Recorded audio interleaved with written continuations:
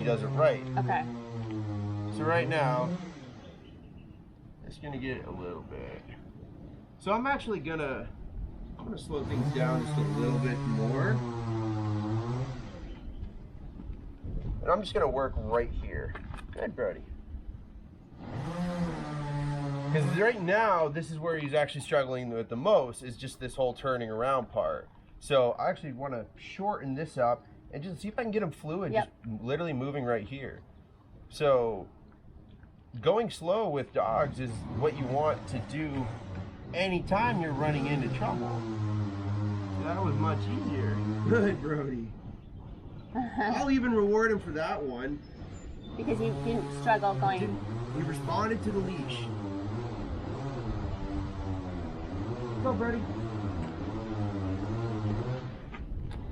Oh, now I have his attention, huh? Yep. There we go. Good.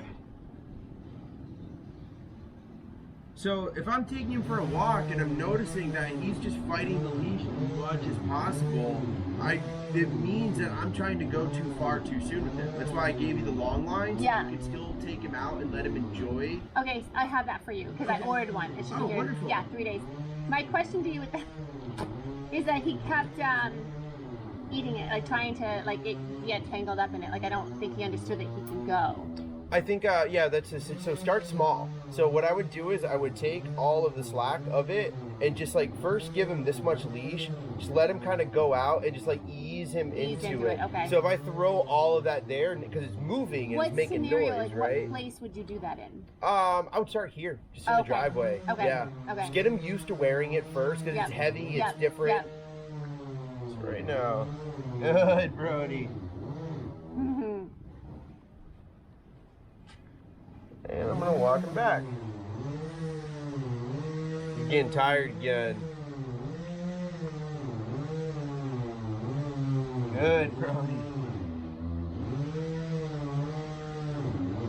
Here, you get the phone right there.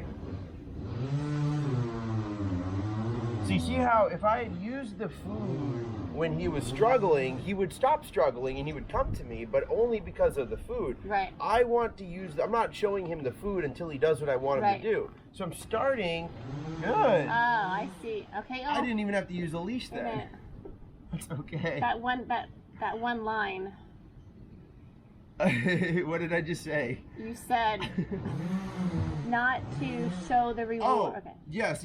So I'm using the food after he does the behavior I want him to do. So I'm starting with the leash first, and then when he moves towards me, when he moves into it, then I'm using the food. So I'm not using the food to get him to show him, here, come to this. Okay. Food's in my back pocket. The only time my hand goes in there is when he's doing what I'd like him to do. Okay. So that is very important. You're going to see now, bam, there we go. He's already learned the pattern. We walk back. He knows because we just done it 10 times. I walk back. I got food in my pocket. The second I walk this way, he's going to get food. So he's already learning. So you see, now he's tuned into me. Oh, he's got something good. So now I'm going to walk this way, but I'm not going to reward it this time. I'm going to keep walking. If he walks with me smoothly here in the driveway, I'm going to reward it.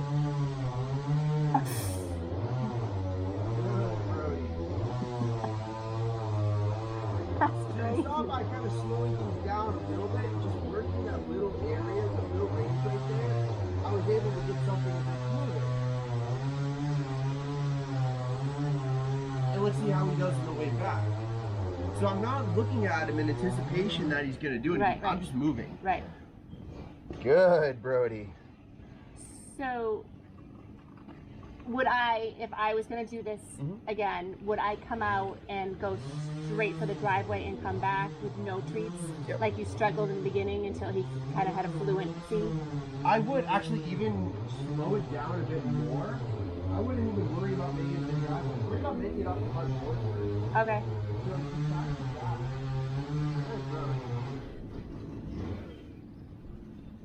So, you want to walk like you know he's not going to do it.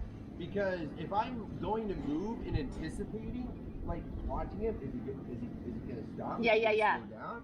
Then that's basically telling him, oh, there's something weird now. So I'm moving like this. If I feel the leash stop, Okay, now I'm gonna stop and address it. Good, Brody.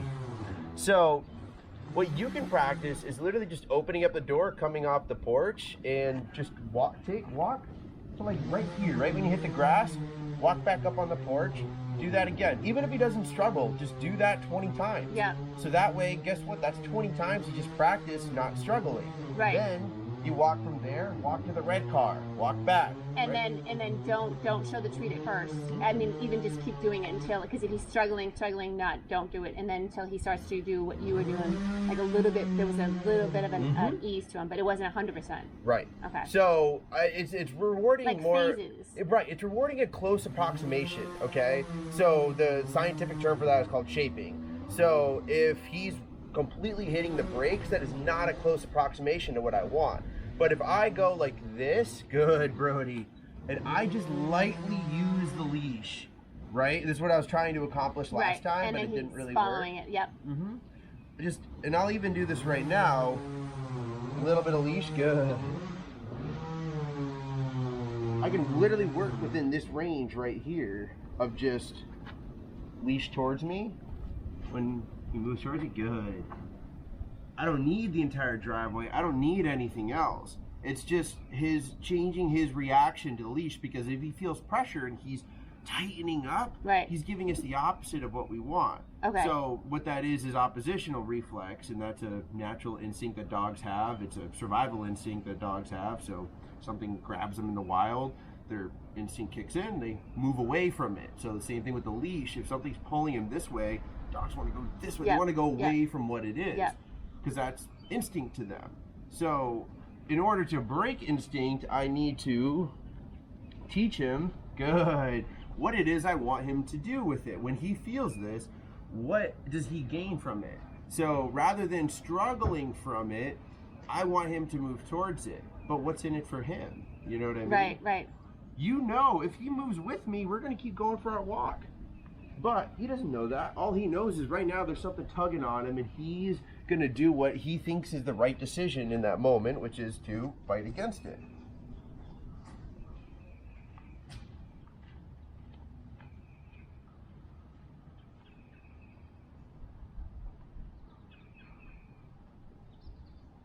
Good. So now I'm ready to start moving. So, like I mentioned in the beginning, I wanted to be able to get this back and forth flawless, and now it is.